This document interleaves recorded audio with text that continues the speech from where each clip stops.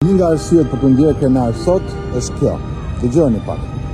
Hey chat, më thuaj pak 3 figurat më të rëndësishme politike ushtarake të Evropës në 600 vitet e fundit. Patjetër, nëse flasim për 3 figurat më dha politike dhe ushtarake në Evropë gjatë 6 shekujve të fundit, disa janë vërtet ikonik.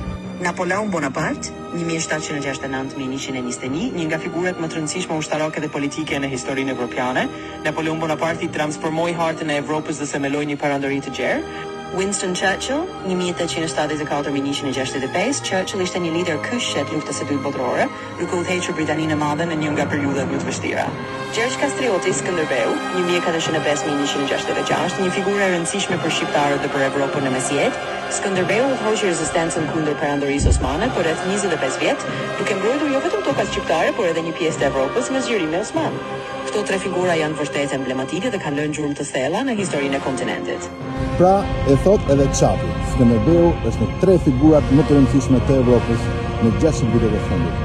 Kjo është një arsye për të qenë shumë kënaqur.